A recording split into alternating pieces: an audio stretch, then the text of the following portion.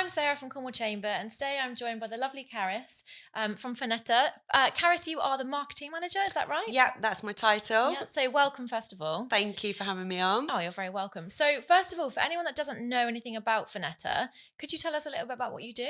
Yeah, of course. So Finetta are a 24-hour answering service. We're open 24 hours a day, 365 days a year, which is why we all look very stressed and very tired all the time. We never get to close.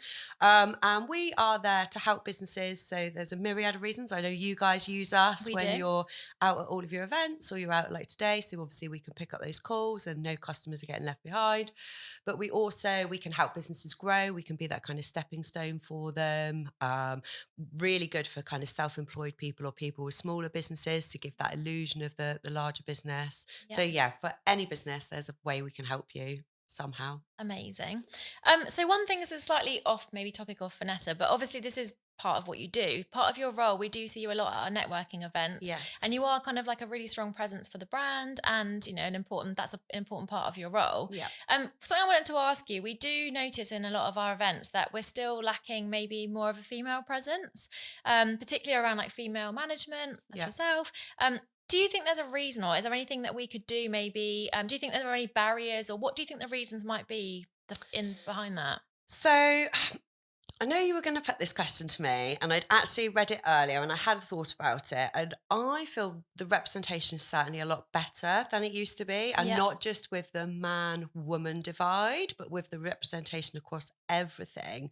And I Okay. know the past couple of networking events I've been to, particularly the chamber ones, there's been quite a stronger female presence. But obviously I'm not you behind the scenes looking at the names and the numbers all the time. And it's not something I think about when I go into the networking events. Yeah. I know kind of 15 years ago when maybe I started, it was more male far well it was I'm not even going to say maybe it was more male heavy, and it was very the more typical men in suits kind of vibe, and I used to feel a little bit like, oh, maybe I shouldn't be here. Well, I don't get that feeling at all anymore. So any female, anybody of any minority that wants to go to any of the events, I really think you should, because Okay. I find it a really inclusive and really nice environment. And I think there's been a real change over the last 5 years, particularly That's good. of more representation across all areas. Okay. Well, it's good that you sort of think that way, and I'm just going to pick up on this as well. Obviously, we were just talking a lot about image and about tattoos in particular, Yes. and we were kind of saying that it's crazy that I think you have tattoos and I do as well. Yeah. And we were kind of both saying that we still feel there's a bit of pressure to actually cover them up a little bit, and that are we going to be judged in a negative way?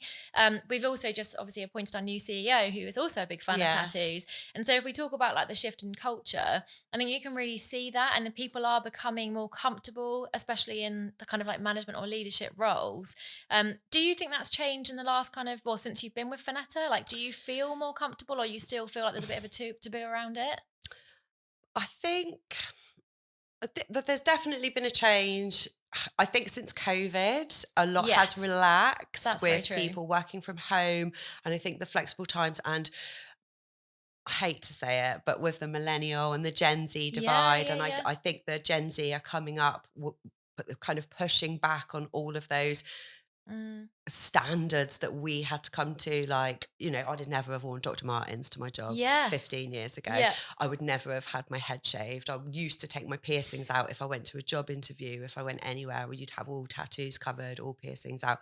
Whereas now I wouldn't even consider any it's of that. part of your identity, right? Like that's And it's just that who you are. And I think that across the board, as I was saying with the networking, you are seeing more people coming to networking with visible tattoos, with piercings, with hair colour, with kind of all of those alternative elements. I think it's really great. I think that I totally agree. And I think the next generation, so sort of my son's generation coming up, they are going to push the boundaries much further than we ever thought kind of was possible. I hope so, because I think it's wild to think that, because you've got a nose ring, that could potentially make you seem kind of less, I don't know, intelligent or capable. And actually, I think sometimes those things are in our head and we think that way because we've been told it from different generations, like for a long time. So I think, it's nice to hear that is changing. I think you're so right. Obviously, the next generation of people will be kind of coming through, and they're going to be able to hopefully have a more positive reaction than maybe we did when we were a lot younger. And while our people our age. Yeah, exactly. Yeah, but we're very young. Let's just comment. We're in our prime, Karis. Incredibly young, just out of college, so we're fine. But obviously moving into those more senior roles, those management roles, and obviously we have a much different perspective on life. So true. I mean, I like to consider myself woke. I'm probably not in Gen Z's eyes, but I like to consider myself. So I hope that, if I come to start employing people, I'll have more of a relaxed attitude to things, more of an open attitude. I'm sure the next generation will be the dinosaurs at some point. Maybe, but hopefully not. Let's hope. I think things are changing. Relevant. Yeah, no, definitely. And I think you're right. Things are changing slowly, which is really good. Just kind of talking about that and sort of touching upon culture, like what's your favourite part of your role? All of my role. I'm one of those real savages that loves my job. It's really, really awful. But so I get to do a lot of different things. So whilst we are a large company in terms of the businesses that we help and the work that we do, so we work with, I don't know, something like 300 vets practices across the UK. We work with something like 100 businesses. We're still quite a small company, so I get really varied stuff. I get to go and do the networking, and I get to do the office stuff. I get to help with ops stuff. So that's the best bit of my role. There's no 2 days are the same. You're that's kind good. of like a nice variety. Yeah, it's constantly changing. Yeah, and it's just a lovely company to work for. So let's hope your boss is watching. Yeah, I'll take that bribe. In terms of this is a question that I ask everyone, and everyone always says something different. Like, what do you think success is, and how do you measure success?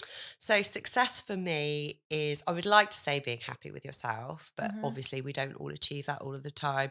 But success for me would be kind of running your own race. So, and what do they call it? Slaying in your own lane. Yeah, so, I've never, like me personally, I've never followed the normal trajectory of finished school, college, uni. I kind of went back to uni I was going to say elderly. That's the wrong word. As a mature student. And for me, that's made me really happy. But there were loads of friends of mine that don't want to go to uni, and that's fine. That doesn't make you any worse than me or better than me or anything. So I think that success is just doing what you want to do and sort of like, being true to yourself, which sounds really cheesy. No, I get that. It's true. Everyone's different. Everyone has different kind of priorities in life, don't they? And what might make you happy might not make someone else happy. But I'm in agreement with that. I think that happiness kind of should supersede everything else anyway. Yeah. For sure.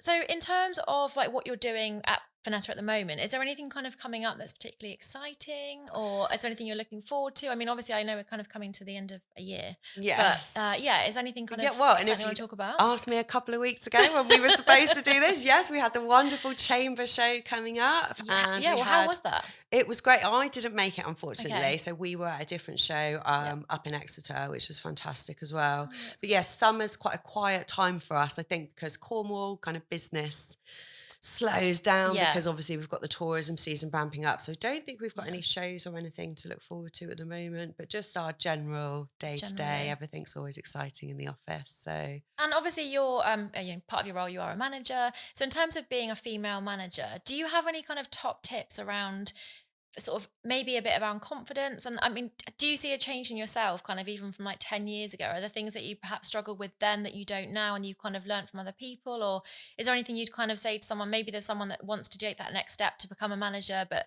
perhaps they're a little bit apprehensive or unsure of their own kind of, they maybe have some sort of imposter syndrome?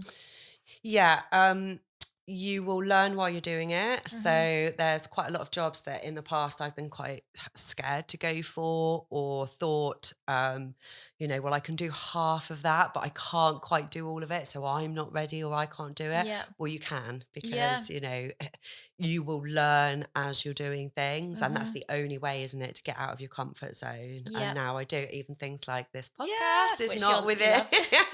It's not in my remit of the kind of things that I normally do.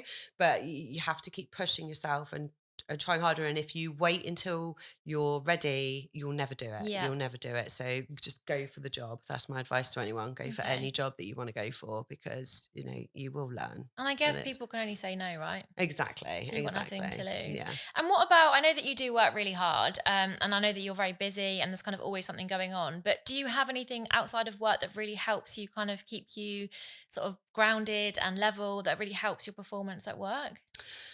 Yes, I have more hobbies. Okay. Or I try to have more hobbies than I try, but I really am recently getting into fiber arts. So Oh, okay. crochet and knitting, Oh, which is wow. such an We're old just lady talking one. about being really young. So that's Yes, not really helping that. But I still, know. maybe you're making that young. Yes, I'm making cool stuff. So not like, what do they call Okay. it? Not your grandma's Yeah. crochet. But yeah, Love that. and yeah, I love all sorts of things. I'm always out walking and gardening, and yeah, I want to do everything. It's just never having enough hours in the day, is it, to fit No, it all in, exactly. unfortunately. But I But think that is important to kind of do that and have some time to yourself. Because I do yes. think if people kind of look after themselves outside of work, it does really help your kind of performance and keep you motivated, doesn't it, in every kind of Yes. aspect? Yeah, and not work. Not just Just work work. all the Yes, time. That would yes, get a bit exactly. exhausting. Yeah, you have to live as well. Yeah, all about the balance. So Yes. yeah, I think the main thing to say was obviously if anyone feels that they would benefit from your services, it would be great to have a Yes. chat with you. Like I said before, you do attend a lot of networking events. Yes. And I Yeah, think just always. having that presence there is really helpful. And as you say, it can be really beneficial for kind of like a small organization, just anyone that's obviously has not able to be in front of a desk all the time and has to be away. It adds that professionalism, doesn't it, Yes, to it does. someone's business. So yeah, I guess I would just say have a chat with you Yes, yeah, and you'd please do. always Always be willing out. to help. Yes, Okay. yes. Well, amazing. Thank you so much for joining us today. That's Hopefully, it right. wasn't too painful. No. And I'm sure you'll see Karis on your screen soon. She's Yes. loved it. Yes, I'll be back. She'll be back. Thank you so much. Cheers, Sarah.